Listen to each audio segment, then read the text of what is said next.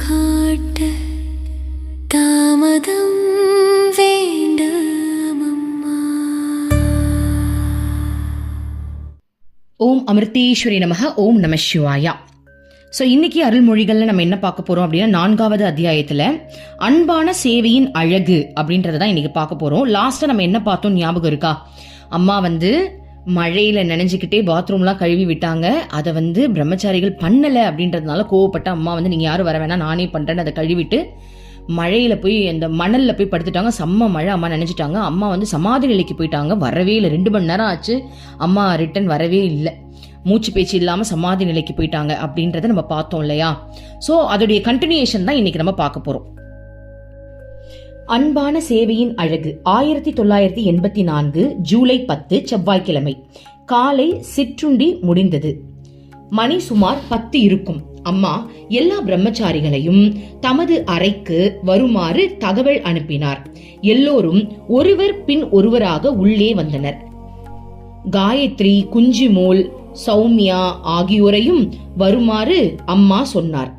அவர்களும் வந்த பின் அறை கதவை பூட்டி தாழிட்ட சொன்னார். கதவை தாழிட்டதும் அம்மா கண்களை மூடி கரங்குவித்து அகமுகப்பட்டவராக அமர்ந்திருந்தார். எல்லோரும் அவரது முகத்தையே பார்த்து கொண்டு இருந்தனர். அம்மாவின் கன்னங்களில் கண்ணீர் வழியலாயிற்று. அம்மா விழிகளை திறந்து ஒரு துண்டால் கண்ணீரை துடைத்துவிட்டு மீண்டும் விழிகளை மூடிக்கொண்டார். சற்று நேரத்தில் அம்மா பாடலானார். வேதாந்த வேனலில் ஒரு துணையில்லாத வழிப்போக்கன் அலைந்தாள், நீதான் துணை அவனுக்கு என்ற கீதையின் பொருள் இப்போது என்ன ஆயிற்று அப்படின்னு பாட்டை பாடுறாங்க. அந்த பாட்டோட மீனிங் படிக்கிறேன். அம்மாவின் இதய உணர்வுகள் பாடலின் வழியே பொங்கி பெருகி அறை முழுவதையும் ஆத்ம தாகத்தாலும் பக்தி பெருக்காலும் நிறைத்தன. அங்கிருந்தோர் அனைவரது கண்ணிலும் நீர் நிறைந்தது. அம்மாவின் முகத்தோற்றமும் அவர் உணர்வு பொங்க பாடிய விதமும் அனைவரது இதய குகையையும் திறந்து அங்கு ஓர் அழியாத அறிவுரையை பதித்தது. பாடல் நிறைவுற்றது. ஆழ்ந்த மௌனம் நிலவியது. அம்மா தியான நிலையில் இருந்தார்.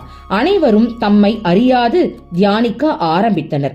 அம்மா எப்போதும் ஜபிக்கும் ஓம் நம சிவாய என்ற மந்திரத்தை அவர் ஜபிக்க அனைவரது தியானமும் நிறைவுற்றது. யாரும் எதிர்பாராத வண்ணம் அம்மா, குழந்தைகளே, உங்களை அம்மா வருத்தப்பட செய்துவிட்டேனா என்று கேட்டார். நேற்று அம்மா குளியல் அறைகள், கழிவறைகளை சுத்தம் செய்ததையும் அதை தொடர்ந்து நீண்ட நேரம் சமாதி நிலையில் இருந்ததையும் தான் குறிப்பிடுகின்றார் என்று தெரிந்தது. ஒரு பிரம்மச்சாரி, அம்மா, நாங்கள் அம்மாதிரி கடுமையான முறையில் அறிவுரைகளை பெற வேண்டும், இல்லாவிடில் எங்களுக்கு விமோச்சனமே கிடையாது என்று பணிவுடன் பதிலளித்தார்.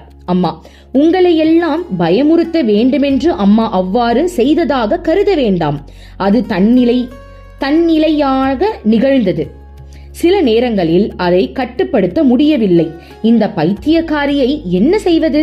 தங்கள் உடலுக்கு ஏதேனும் ஊறு விழைந்து விடுமோ என்று நாங்கள் கவலைப்பட்டோம் என்று எங்கள் தவறுக்காக உங்களை ஏன் சித்திரவதை செய்து கொள்கின்றீர்கள் என்றும் மற்றொரு பிரம்மச்சாரி கேட்டார். பாருங்க என்ன நடக்குது அப்படின்னா, நேத்து அம்மா அந்த மாதிரி நடந்துக்கிட்டாங்க இல்லையா? சோ அதற்கு பாருங்க, எல்லாரையும் கூப்பிட்டு அம்மா நான் உங்களை ஏதாவது காயப்படுத்திட்டேனா, உங்க மனசு கஷ்டப்படுற மாதிரி நடந்துக்கிட்டனா அப்படின்னு கேக்குறாங்க. அதுக்கு ஒரு பிரம்மச்சாரி சொல்றாரு, கண்டிப்பா நீங்க இப்படி நடந்துக்கிட்டு தாமா ஆகணும், அப்பதான் நாங்களாம் உருப்பட முடியும்ன்ற மாதிரி ஒருத்தர் சொல்றாரு. இன்னொருத்தர் என்ன சொல்றாரு அப்படின்னா, எங்களுக்கு விமோச்சனம் கிடைக்கும்னு சொல்றாரு. புரியுதுங்களா? அப்பதான் எனக்கு விமோச்சனம் கிடைக்கும், இந்த பிறவியிலே எனக்கு என்ன உன்னை அடையணும்னு தினமா நோக்கம், அந்த விமோச்சனமே எனக்கு அப்பதான் கிடைக்கும்னு ஒருத்தர் சொல்றாரு. இன்னொரு பிரம்மச்சாரி, அம்மா, எங்களுக்காக உங்க உடம்ப ஏமா நீங்க வருத்துக்கிறீங்க அப்படின்னு கேட்கிறாரு. குழந்தைகளே, அது ஆனந்தம், சித்திரவதை அல்ல. அம்மா மழையில் நனைய நினைத்தேன். இருந்த போதிலும் குழந்தைகளின் கவனமின்மையும் சிரத்தை குறைவையும் காணும் போது அம்மாவுக்கு வருத்தமாக இருக்கிறது.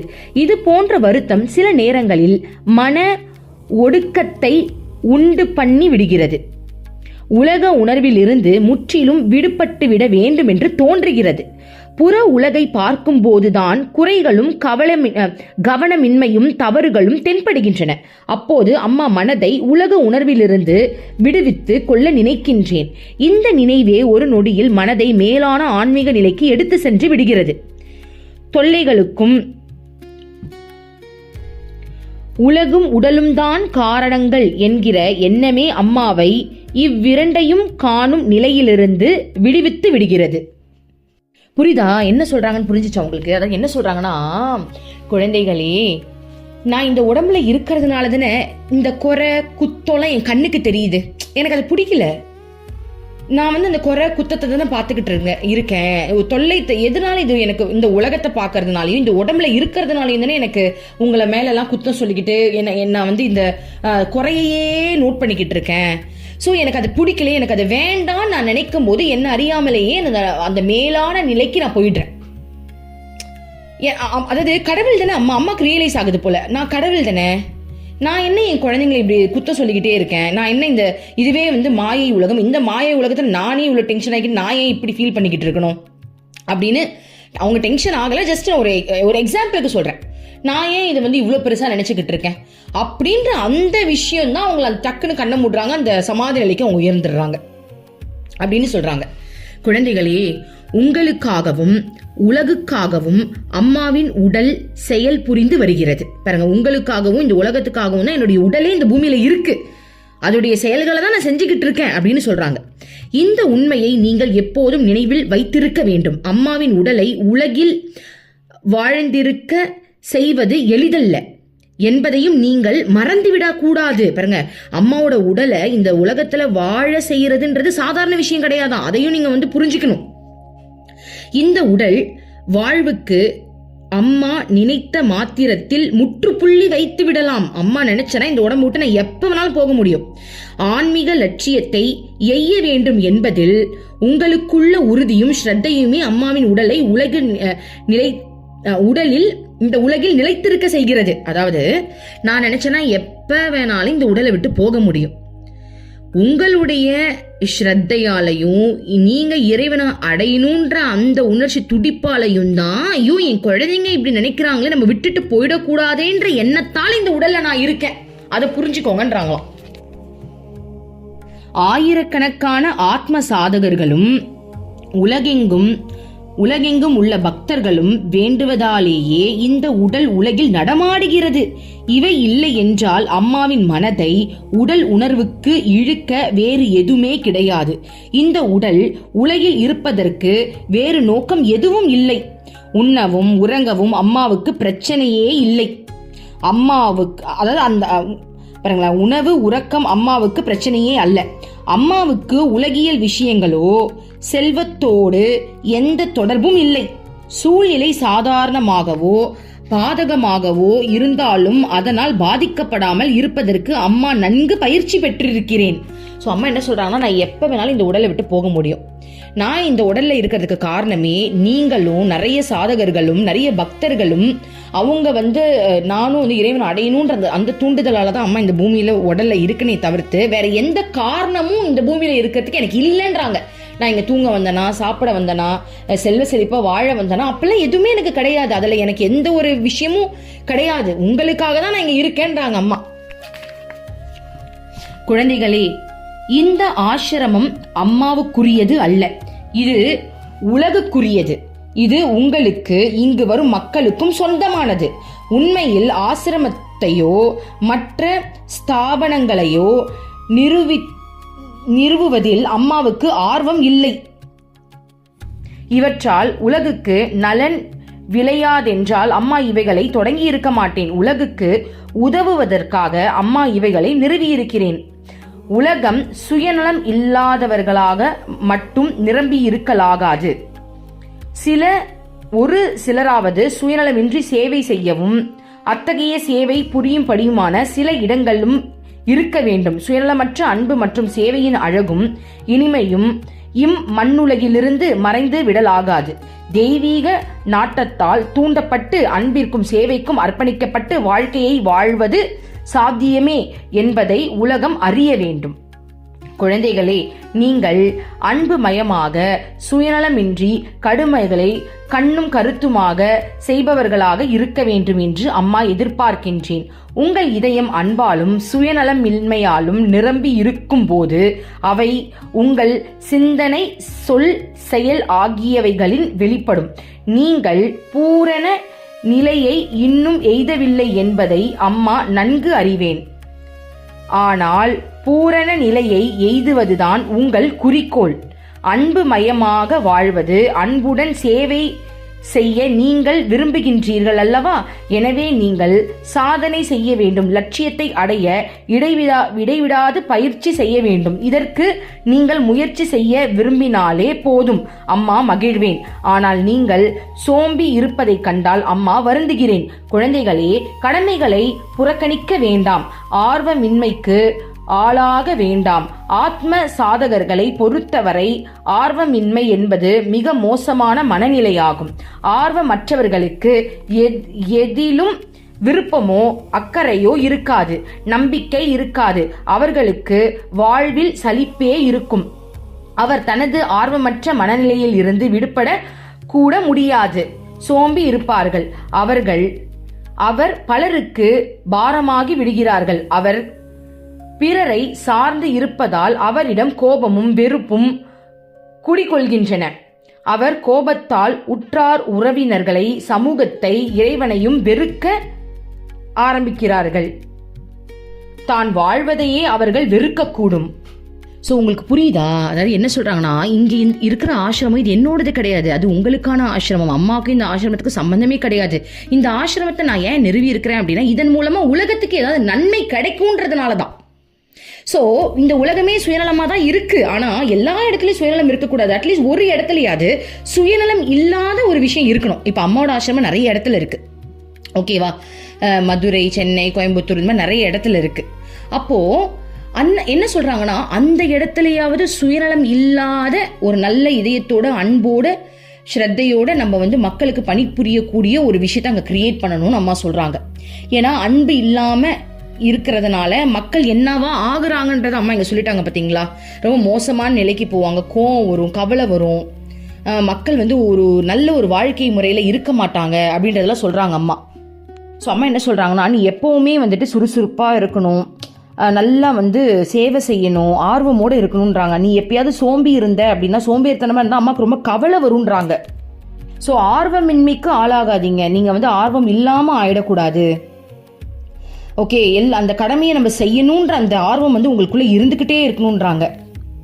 ஸோ ஆர்வம் தான் ரொம்ப முக்கியம். உங்களுக்கு அந்த ஆர்வம் இருக்கணும். நீங்க பாத்ரூம் நேத்து கழுவல, ஓகே, அதுக்கு ஏன் ஆர்வமின்மை தான், அந்த சோம்பேறித்தனம், அந்த ஆர்வமின்மை தான் காரணம். ஆர்வம் இல்லை அப்படின்னாலே உன்னால எதையுமே பண்ண முடியாது. ஆர்வம் இல்லை அப்படின்னா எனக்கு நம்ம சொல்றாங்க, விருப்பமோ அக்கறையோ இருக்காதான், நம்பிக்கை சுத்தமா இருக்காதான், அவர்களுக்கு வாழ்க்கையில சலிப்பு தட்டிடுமா. ஆர்வம் இல்லாத மனநிலையோட இருக்கும்போது சோம்பேறித்தனம் அதிகமாயிடும்ன்றாங்க அம்மா. எவ்வளவு சொல்றாங்க பாருங்க, ஆர்வம் அவ்வளவு முக்கியம்ன்றாங்க. ஸோ அந்த மாதிரி ஆர்வம் இல்லாம இருக்கிறதுனால இந்த சலிப்பு தட்டி ஒரு ஸ்டேஜ்ல சோம்பேறித்தனமா மாறி மற்றவங்களை எதிர்பார்க்கிற தன்மை வந்துடும். அவங்க நம்மளுக்கு செய்யலைன்னா கோவம் வந்துடும். ஸோ உருப்பிடாம போறதுக்கான ஒரு வழிகள்லாம் இதுல இருக்கு. அந்த மாதிரி ஆயிடாதீங்கன்னு அம்மா சொல்றாங்க. குழந்தைகளே, நாம் வேலை செய்ய வேண்டியது மிக அவசியமாகும். வாழ்க்கை மதிப்பு மிக்கது. அன்பின்றி இயந்திரம் போல் காரியங்களை செய்து வாழ்வை வீணாக்கி விடலாகாது. செய்யும் செயல்களை அன்புடன் செய்ய முயல வேண்டும். நல்லா கேட்டுக்கோங்க, இதெல்லாம் நமக்கு தான் அம்மா சொல்றாங்க. ஓகே, செய்யும் செயலை அன்போடு செய்யணுமா. ஸோ வாழ்க்கை ஒரு எந்திரம் போல நினைச்சு அந்த வாழ்க்கையை வீணாக்கிடாதீங்க. நம்ம வேலையை செய்யணும், அந்த வேலையை அன்போடு செய்யணும். நாம் செய்யும் பல செயல்களை எந்திரங்கள் செய்கின்றன. அவை நம்மை விட சிறப்பாகவும் திறமையாகவும் கூட பலவற்றை செய்கின்றன. ஆனால் எந்திரங்களால் ஒருவரிடம் செயல் புரியும் ஆர்வத்தை ஊட்ட முடியாது. எந்திரங்கள் மனிதர்களை விட பெரும் அளவில் வேலை செய்யலாம். ஆனால் அவை செய்த தயாரிப்புகளில் அன்பு கலந்திருக்காது. அன்பின்றி எந்திர கதியில் செயல் புரிவோரது இதயமும் எந்திரியமாகி விடுகிறது. அவர்களிடம் மனித இயல்பு குன்றி விடுகின்றன. மனிதர்களால் அன்பு செலுத்த முடியும், அன்போடு வாழ முடியும், அன்பு மயமாகவே ஆகிவிட முடியும். இது இயந்திரத்திற்கு சாத்தியம் இல்லை. அது இயந்திரமாக தான் இருக்க முடியும். அம்மா பேசுவதை திடீரென்று நிறுத்தினார். மௌனம் நிலவியது. சில வினாடிகள் அந்த மௌனத்தை கலைத்து கொண்டு கடிகாரத்தில் மணி ஒலித்தது. நேரம் காலை 10:30 மணி. அந்த ஒலியானது, நான் உனக்காக காத்திருக்க இயலாது, நான் திரும்பி வர மாட்டேன், நீ செய்ய விரும்புவதை இப்போதே செய், காலம் தாழ்தாதே, நீ அறியாமலேயே உன்னை நான் மரணத்தை நோக்கி அழைத்து சென்று கொண்டே இருக்கிறேன் என்று காலதேவன் எச்சரித்தது போல இருந்தது. பாருங்க. ஸோ உங்களுக்கு நல்லா புரியுதா? அம்மா என்ன சொல்றாங்கன்னா, நம்மளோட வேலையை கூட எந்திரம் செய்யுது, ஆனால் அதில் அன்பு இருக்கான்னு கேட்டால் இல்லை. நம்மளுடைய வேலையை அன்பா செய்யணுமா, எந்திரம் மாதிரி செய்யக்கூடாதான். ஸோ நீ ஒரு வேலை செய்யறனா அதை ஸ்ரத்தையோட, அது சந்தோஷமா அன்போட அதை செய்யணும் அம்மா சொல்றாங்க. அம்மாவின் மனம் அகமுகப்பட்டு இருந்தன. அவரது திருவிழிகள் மூடி இருந்தன. அவரது உடல் முழுதும் பின்னரும் கிருபையின் அசைவு இருந்து கொண்டிருந்தது. உலக உணர்வை சற்று நேரத்திற்கு பெற்ற அம்மா தொடர்ந்து பேசலானார். ஆயிரக்கணக்கான சித்திரங்களை வரைந்தும் ஓவியரால் திருப்தியுற முடியாது. ஆனால் அவர்களது சித்திரங்களில் ஆழ்ந்த பொருள் இருக்காது. அதில் திருப்தி பார்ப்பதற்கு சூன்யமில்லை. அவர்களிடம் இருப்பதெல்லாம் அன்பு செறிவல்ல, அன்பின் ஆழமும் இல்லை. இத்தகைய சித்திரங்களை வாழ்நாளில் ஓவியர்கள் பலர் அமைக்கின்றனர். அவர்களின் தங்கள் வாழ்நாளில் என்றாவது சித்திரங்களை வரையலாம். ஆனால் அவற்றால் ஒருவர் கூட உன்னதமான உணர்வை பெறுவதில்லை. மேலும் படியுங்கள். வேறு சில ஓவியர்கள் குறைந்த அளவு ஓவியங்களை மட்டுமே தீட்டுகின்றனர். அந்த ஓவியங்களோ உலக புகழ் பெற்று விடுகின்றன. அவற்றுள் ஒன்றையாவது வாங்க வேண்டும் என்று எவரும் விரும்புவர். ஏனெனில் அது பார்ப்பவரின் உள்ளத்தில் உன்னதமான உணர்வை ஊட்டுகிறது, அவரை பிரிவில் ஆழ்த்துகிறது. பக்கம் 140 வரை முழுமையாக படியுங்கள். அது கடலை பற்றிய ஓவியம். அமைந்த தன்மையை பார்க்கும்போது கடலின் பறந்து விரிந்த ஆழ்ந்த தன்மையை உணரலாம். கடலின் அருகே இருப்பது போன்ற பிரமை தோன்றும். அதில் அலைகள் படும் பாட்டையும் பெருமூச்சையும் உணரலாம். கடற்காற்றை கூட ஸ்பரிசிக்கலாம், கரையை பார்க்கலாம். கடற்கரையின் அன்பையும் முழு ஈடுபாட்டையும் அந்த வரைந்ததில் ஓவியர் அளித்துள்ளார். அந்த ஓவியத்தை சின்னஞ்சிறு அறையில் மாட்டி வைத்தால் அந்த அறையை கடலை போல் பறந்து விரிந்ததாக தோற்றமளிக்கும். ஓவியத்தில் உள்ள மலைகளும் பள்ளத்தாக்குகளும் மரங்களும் நதியும் உயிர் துடிப்புள்ளவை. உலக தரத்திற்குரிய வர்ணங்களையோ கருத்தில் வாங்குவதில்லை. மாண்பும் எழிலும் ததும்பும் இயற்கையையே காண்கின்றாய். ஒரு செயலை முழு மனதோடும் ஊக்கத்தோடும் செய்யும் போது அது பார்ப்பவரிடம் ஆர்வத்தை ஊட்ட வல்ல வற்றாத நன்றாக உணர தகுந்தது. அன்புடன் செய்த செயலின் விளைவின் கதிரோட்டமும் பொருளின் வயிற்றையும் காணலாம். அந்த உண்மையான அன்பும் உணவும் உழைப்பில் மிளிர தகுந்த உண்மையாகும். ஆன்மீக லட்சியத்தை அடைய வாழ்பவரை பார்க்காத மனம் கடா பிடிப்பு கொண்டது. ஒரு முறை ஒரு பேராசை பிடித்தவனோ அல்ல, 1000 முறை அவர் பொறுப்பையும் இழக்கிறான். அதை கேட்டு அதன்படி நடந்து உணர்வையும் அருளையும் பெற பார்ப்பாரானால் அவர் அன்பையும் அருளையும் அவரிடமிருந்து திருடி சென்று விடுவார். மகான் உலக நலனின் பொருட்டு தமக்கு தாமே சில கடமைகளையும் பொறுப்புகளையும் ஏற்படுத்திக் கொள்கிறார். இவை தவிர அவர் பொறுப்பிலேயே தீர வேண்டும் என்று இந்த எந்தவித கடமையும் பொறுப்பும் அவருக்கு இல்லை என்றில்லை. குழந்தைகளே, நாம் தெய்வீக பண்புகளை பெறுவதற்கு தேவையான திறமைகளை எல்லாம் இறைவன் நமக்கு தந்துள்ளான். அன்பும் பொறையும் பிற தெய்வீக பண்புகளும் வாழ்வில் இருக்கின்றன. இந்த தெய்வீக பண்புகளை நாம் வாழ்வில் வெளிப்படுத்துவதற்கு தமிழ் மூலமா திறன்களை பயன்படுத்த வேண்டும். சோம்பி இருக்கக்கூடாது, தாளத்தை வீணாக்க கூடாது. வாழ்வு விலை மதிக்க முடியாத வரப்பிரசாதமாகும். அதிலும் மானுட சார்ந்தோர்க்கு வாழ்வது மிக சிறந்த அபூர்வமான வரப்பிரசாதமாகும். சரீரம் நல்ல ஆரோக்கியத்தோடு இருக்கும் போதே அன்போடு சேவை செய்வதில் ஈடுபட வேண்டும். பிறரை சார்ந்து வாழக்கூடாது. இறைவன் உனக்கு செல்வத்தை தராமல் இருந்தால், இரத்த போக்கும் ஆரோக்கியமான சரீரம் இருந்தால் முழு மனதோடு சேவை செய்வதில் ஈடுபட வேண்டும். ஒரு பிச்சைக்காரன் இருந்தான். அவனது உடல் ஆரோக்கியமாக இருந்த போதும் வருவோர் போவோரிடம் எல்லாம், ஐயா, என் நிலையை பாருங்கள், இறைவன் என்னை ஏதுமற்ற ஏழையாக படைத்து விட்டார். எனக்கு உதவ உற்றார் உறவினர் யாரும் இல்லை. அனாதையான என் மீது இரக்கம் காட்டுங்கள் என்று கூறி பிச்சை கேட்பான். ஒரு நாள் அவனிடம் வேறு ஒருவன் வந்தான். அவனிடம் இவ்வாறு கேட்டான். அவனோ பார்த்து அறிவுரை கூறினான். ஏன் உன்னை பார்த்து இறக்கப்பட வேண்டும்? உனக்கு 10 லட்சம் ரூபாய் தருகிறேன், உன் கைகளை எனக்கு தந்துவிடு என்றான். பிச்சைக்காரனோ, அது எப்படி முடியும்? கைகள் இல்லாவிட்டால் நான் என்ன செய்ய முடியும்? முடியாது ஐயா, அவை மதிப்பு மிக்கவை அல்லவா என்றான். அறிவுரை கூறியவன், அப்படியானால் பரவாயில்லை, உன் கால்களை தா, அதற்கு தொகையை தருகிறேன் என்றான். இதை கேட்டு அதிர்ச்சியுற்ற பிச்சைக்காரன், ஐயா, உங்களுக்கு பைத்தியமா? என் கால்களை எவ்வாறு 10 லட்சம் ரூபாய்க்கு தர முடியும்? அவை எனக்கு விலை மதிப்பற்றவை என்றான். அறிவுரை கூறியவன், அப்படியானால் கண்களை மட்டுமே எனக்கு தா, அதற்கு தொகையை தருகிறேன் என்றான். பிச்சைக்காரன், ஐயா, கண்களை மட்டுமல்ல, உடலின் எந்த அங்கத்தையும் எவ்வளவு தொகை கொடுத்தாலும் தரமாட்டேன் என்றான். இதை கேட்டு அந்த அறிஞன், நண்பா, இறைவன் உன்னை ஏதுமற்ற ஏழையாக படைத்து விட்டதாக சொன்னாய். இப்போது நீயே உனது கை, கால், கண் மற்ற அங்கங்களில் மதிப்பற்ற அளவை தொகையை கொடுத்தாலும் தரமாட்டேன் என்கிறாய். இதிலிருந்து இறைவன் உனக்கு அற்புதமான மதிப்பற்ற உடலை கொடுத்திருக்கிறான் என்பது புரிகிறதா? இந்த உடலை வைத்துக் கொண்டு ஏன் உழைக்கு பிழைக்க கூடாது? அது சொரணையற்ற தனமாகும். பிறரிடமிருந்து இலவசமாக எதையும் தானாக பெற நினையாதே. இறைவன் விரும்பியதில்லை. எனவே வேலை செய்து வாழ்முயற்சி செய் என்றார். பூரண நிலையை, ஆத்மானுபூதியை பெற சாதனை புரியவும் முயற்சி செய்யவும் எவரும் முன்வருவதில்லை. ஆனால் எல்லோரும் ஸ்வர்க்கத்தையாவது அல்லது சாந்தி நிறைந்ததாவது அல்லது அமைதியையும் பேரின்பத்தையும் பெற விரும்புகின்றனர். பூரணர் என்ற அரிய துடிப்பினால் தான் அனைவரும் தவிக்கும் போது சிலர் மட்டுமே தைரியமாக திடம் கொள்கின்றனர். அவர்களும் தம் முயற்சியை கைவிடுவதில்லை. இத்தகைய உண்மையான சாதனையில் ஈடுபடுபவர்கள் சிலர் மட்டுமே. அனைவருமே அமைதியும் பேரின்பமும் பெற விழைக்கின்றனர். ஆனால் அதற்காக தங்களை அர்ப்பணிக்கவோ தியாகம் செய்யவோ முன்வருவதில்லை. பிரம்மச்சாரிகள் அனைவரும் தங்கள் உணவை மற்றவர்களுடன் பகிர்ந்து கொள்ள வேண்டும்.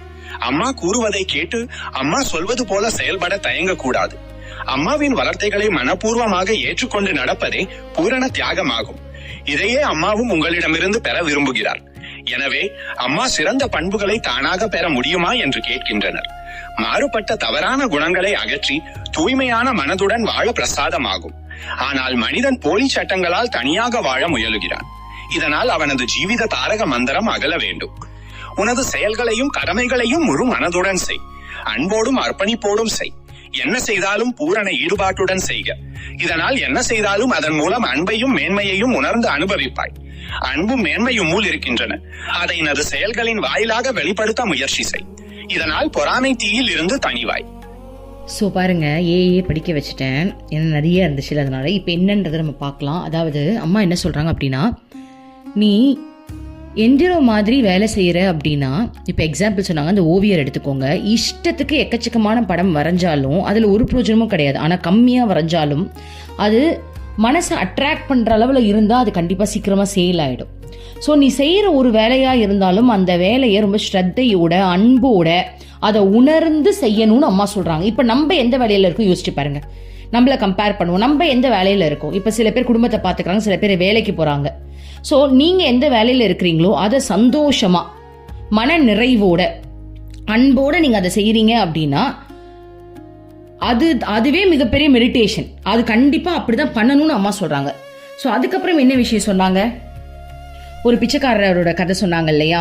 ஸோ கடவுள் எனக்கு எதுவுமே கொடுக்கல, எதுவுமே கொடுக்கல அப்படின்னு சொல்லும்போது பாருங்க, அப்போ 2 லட்சம் தரும், உன் கை கரியா இல்லை வந்து உன் கால் தரியான்னு கேட்கும்போது, அப்போ ஐயோ இவ்வளோ காசு கொடுத்தாலும் என்னால் தர முடியாது, அதெல்லாம் அதை விட பெருசு. அப்போ அதை விட பெருசான ஒரு விஷயம் கடவுள் உனக்கு கொடுத்துருக்காருல்ல, அப்போ அதை வச்சு நம்ம ஸ்ரத்தையோடு இருக்கணும்ல, அதம்மா சொல்கிறாங்க. ஸோ நமக்கு கொடுக்கப்பட்டிருக்க கடமைகளையும் செயல்களையும் நல்ல மனசோட அன்போட சுயநலம் இல்லாமல் அதை செய்யணும். சுயநலம் இல்லாமல் செய்யணும்னா என்ன அர்த்தம்? முதல்ல உனக்கு அதில் பெனிஃபிட் என்னன்றதை யோசிக்காத, அந்த வேலையை எந்த ஒரு எதிர்பார்ப்பும் இல்லாமல் கொடுத்துருக்கிறத நான் ஒழுங்காக செய்யணுன்ற எண்ணத்தில் செய். இது செஞ்சால் எனக்கு என்ன கிடைக்கும், இது செய்யறதுனால எனக்கு என்ன லாபம் வரப்போகுது, இதில் எனக்கு என்ன ஹாப்பினஸ் இருக்க போகுது, அப்படி பண்ணக்கூடாது. அதுதான் சுயநலம். அது இருக்கக்கூடாதுன்னு நம்ம சொல்கிறாங்க. சுயநலம் இல்லாமல் கொடுத்த வேலையை கடமையை சிறப்பாக செய்யன்னு சொல்கிறாங்க. ஓகேவா? அடுத்து பாருங்க, அம்மா பேசுவதை மீண்டும் நிறுத்தினார். வலது கரத்தை வட்டமாக சுழற்றியபடி சிவசிவா சிவசிவா என்று ஜெபித்தார். சற்று முன் அம்மா கூறிய விளக்கத்தை அனைவரும் சிந்தித்த வண்ணம் இருந்தனர். அம்மா பிரம்மச்சாரிகளிடம் ஒரு பாடலை குறிப்பிட்டு அதை பாடுமாறு கூறினார். அவர்களும் சேர்ந்து அம்மாவுடன் பாடினார்கள். ஓகேவா? ஸோ இன்னைக்கு இதை பார்த்துருக்கோம். அம்மா வந்து நம்ம எல்லாருக்குமே ஒரு முக்கியமான விஷயத்த சொல்லிட்டாங்க. நம்ம எல்லாரும் எப்படி இருக்கணும்னு சொல்லிட்டாங்க. ரொம்ப ஸ்ரத்தையோட சுறுசுறுப்போட எந்த வேலையை செஞ்சாலும் அன்போடு நம்ம செய்யணும் அப்படின்றத இன்னைக்கு நம்ம அம்மாளுக்கு சொல்லி கொடுத்துருக்காங்க. ஸோ இதை நம்ம ஃபாலோ பண்ணுவோம். நாளைக்கு இதோடைய பேலன்ஸ் என்னன்றதை பார்க்கலாம். ஓம் அமிர்தேஷ் நமஹ. ஓம் நம சிவாய. மனமே உனக்கு சொந்தம், ஒருவரும் இல்லை என்ற உண்மையை ஒரு நாளும் நீ மறந்த